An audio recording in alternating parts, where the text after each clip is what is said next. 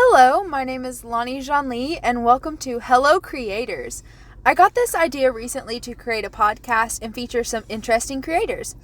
In our fourth episode, I wanted to feature yet another one of my best friends. She is a really talented cook and cosplayer. Please welcome Victoria Miller to the show. Hi! So Victoria, how did you first become interested in cooking? It's always been a part of my life. Even when I was little, I would help mom cook, and was fortunate to have both sets of great-grandparents on my dad's side of the family and a great-grandmother on my mom's side who's always showed love through food and cooking. And Lonnie, you can attest to this, even though my mom never has anything you can eat because you're allergic to a lot of stuff. It's like, honey, are you hungry? You want to eat something? Oh yeah, classic Southern mama. Wants to make sure everyone is well fed. And then she excuses the house even though it's clean. How many years have you been a cook? Well, pretty much all my life. Pretty much, maybe not with a stove, but I remember in kindergarten they made us have either kindergarten or first grade have a recipe that was our favorite.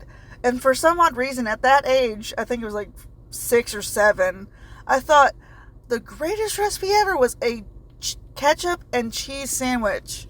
He's just like 2 pieces of bread, ketchup and cheese. I don't know why I thought that was a masterpiece. I guess it was like I was a little kid. I don't know. I mean, that does sound good, not gonna lie. You didn't eat, did you? No. Girl! You need to... I'm gonna have to get after her. She needs to eat something. Do you have a favorite meal to make? Not really a favorite. I mean, I make a lot. So, I mean, I just find recipes and go with it, or just go with family recipes.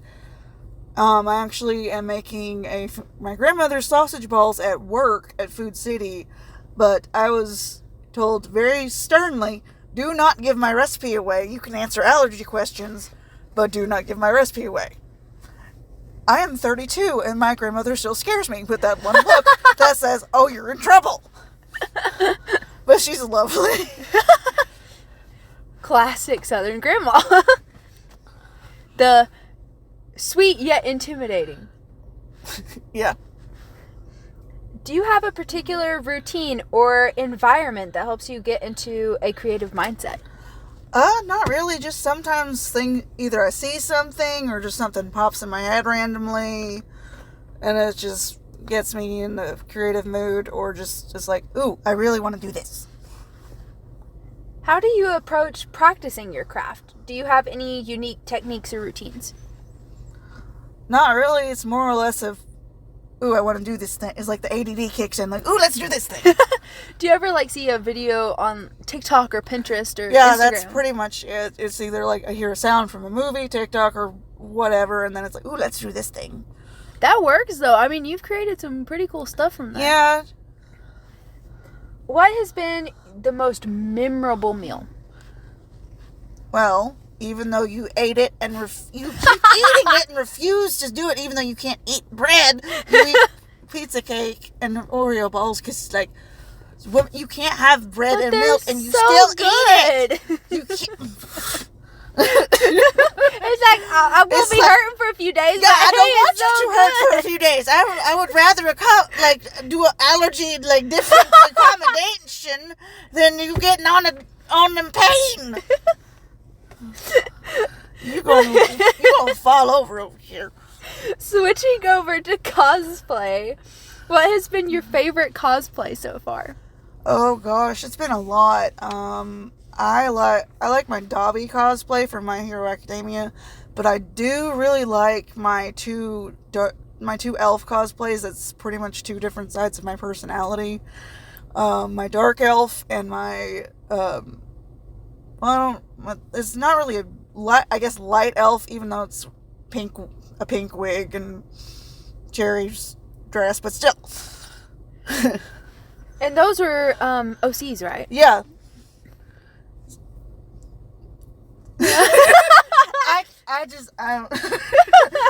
I'm not explaining the dark elf on this thing. I'm not explaining the dark elf. God. How do you overcome creative blocks? I don't really know. I think I just wait and just come back to it whenever I get inspired, or just sort of like, oh, I want to do this. Oh, I don't feel it in the mood right now, so I'll just come back to it. How did it feel the first time you made your first big prop? Like with the Harley Spike. My first prop was was actually getting a foam bat for Harley and writing on it and just putting tape around it. It was nice, but like actually making the prop for the big cherry mace. The cherry mace. The cherry mace for my pink elf Eleanor. It's like, but I can explain the pink elf without being embarrassed. The pink elf is basically the side of my personality. She's very lovable, and it's like you hurt somebody I care about, I come after you. The dark elf, I'm not explaining. It's just, But that mace is huge that you created too. Yeah. I looked up a tutorial on that, and this is like trying to make. I never finished the strap on it to be the leaf, but it's fine the way it is. And I'm cool with it. And the hawk sword that you created was really cool too. Yeah, the hawks one was my first like actually building it prop. Was like the feather blades. When I made it, my brother and his now wife, I was just starting to cut into poster board, and they're like, "What are you doing?" I'm creating something. Well, like my brother's like, "Okay, you're fine," and they were just like, "Okay, cool, go off, it's fine." What or who are some of your inspirations? Oh gosh, as far as what, cosplay, cooking. Oh, the cooking, creating. The cooking is like family and my mama. Mama will offer you anything to eat if you come over. She will try and find you something that you can eat. And as far as cosplay, it's just like different media and that kind of stuff. Can you share the story of your cosplay journey? Like, what got you into it? Okay, so it was like around 2016. It was when like cosplay music videos or something was becoming more popular on the internet, and I was like, "Oh, that sounds really fun." It was like coming up to my first con. I have an older cousin who she loves to cosplay and all that stuff. She was the one that originally got me into anime and that kind of stuff. And I was like, "Oh my gosh, Katie, I want to do this. I want to go to this con. There's my favorite voice actors there, blah, blah, blah. I want to cosplay Harley." But I almost didn't because I was self-conscious of my weight. And don't you smack me for this. Because anytime, it's like, you, Beck, or Kristen, I know I am fluffy and I'm lovely, but you gonna smack me. I can see it, and you're gonna raise a hand. My hands are over here. But I was so self-conscious about my weight. She's like, "You can do it no matter what." And it's like, I modified it to be like, because I was Suicide Squad Harley, but I was not about to do the boot, I did regular shorts that I painted, and then just a shirt that I painted, and then I got an old belt, cut it up, and got wooden letters and painted them gold and glued them on for the bracelet and stuff, which ended up being a pain in the neck until I revamped it later. But the first iteration was just like, you still had to start somewhere, and that's almost been 10 years. Yeah. It was just, whew. And then it was just like, okay. And then after my cousin was just like, okay, just went with her. And then after that, it's just like, okay, who do I go with? Then I met you guys because I started at the old theater that we used to attend in 2014. And then I just like met you guys, and there's just like all the craziness. The sleepovers, staying up till 7 a.m, cosplaying, not taking the wigs off, and then just like being delirious, asking for an apple, and then going, "I have an Android. I have an Android." It's like, the food, not the phone. Oh, good times. Just delirious and just like making up skits, and then goes, "I'm Fluffy, Midoriya Fluffy." I'm fluffy and I'm proud. Oh, we need to do that again soon. Oh. If you could go back and give advice to your younger self, just starting out in cooking and cosplaying, what would it be? As far as cooking goes, it's more like just make sure you follow the recipe and don't divert. Because there was one time I just didn't measure it right with something, and it turned out really bad. And as far as the cosplay thing, it's like it's for everybody. Don't be limited on there are days where I still get self-conscious, but it's just like don't let that be in your way or anything. That's good advice. We gotta start just deciding that we can be our own person. Yeah. Whether it's like, oh, you're too old for that because you're in your 30s. I'm like, I can have fun.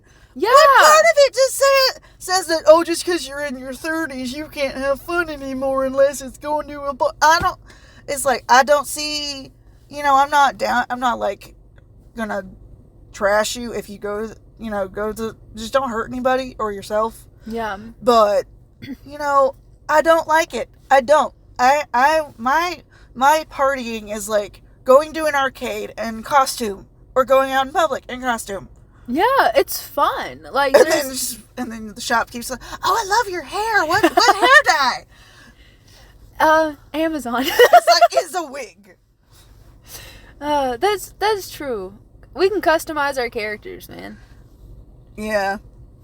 And it's nice. And it's nice when you have people that like to customize their characters around you too. Oh, and just get into character in the middle of a Walmart. As long as you are being responsible with your stuff. Yeah. You can still have fun. It's not a rule that you can't. Yeah. Just because you're older. Exactly. And it's not dangerous either. At least it's not a dangerous hobby. No, it's just like, ooh, let's go play dress up. Ha! Yeah, exactly. That's fun. Who doesn't like doing dress up? Yeah, they're just like, oh, Halloween. Huh. It's like, I like it. Any excuse to get out of any excuse that I can be in a fun outfit instead of a work uniform. I go all out. When we have, theme days at work, oh, I go all out, buddy. It's fun. It's fun to get into the fantasy, the imaginary. I mean, this past Christmas, if there are small children in the room, cover their ears, like Santa age, cover their ears. I cosplayed as a Christmas elf, and you wouldn't believe all the little kids that were just like, oh my gosh, Mom, Santa's elf. So, it's fun. Yeah, it's fun. What do you have coming up next? Any cool meals, cosplays? As far as food, I don't really know. I'm just trying to keep up with recipes, so if my mom or whoever has to have surgery or just whatever, or it's just keeping a Google for recipes, not really seeing anything specific. But as far as cosplay, I want to do Mitsuri Kanroji from My Hero Academia because I got the wig for Christmas and I want to just complete the outfit. And I do need to make some modifications to the Tanjiro outfit I did receive for Christmas, but Asian sizing is not kind sometimes. Oh man, yeah, I feel that. I mean, I could button it. It's just the buttons were screaming for help. I gotta learn how to sew and fix that. And Demon Slayer is such a good anime. There's so many cosplayable characters from that. Yes. But yeah, it would be nice if some cosplay company started up here in the U.S. and started creating cosplays. It's like, please. It's like anywhere close I'd have to measure. I'm like, I don't know where to measure. Mom, where's the measuring tape? Or where'd you put it? A lot of times I have to go into guy sizes for pants because a lot of them are too short. Because, the guy sizes are more forgiving. Mm-hmm. So where I'm short, it doesn't help. I'm like, my little legs is like a little flippy I got flops. little legs. I got little arms. Thank you so much for Victoria. But then there's that part. Oh my gosh. I gotta go to bed. Thank you so much, Victoria, for joining me on this podcast. Thanks for having me. Talking about all your creative endeavors. Looking forward to your future ones as well. Yes, we need to do a cosplay thing again. Yes. Very soon. Yes.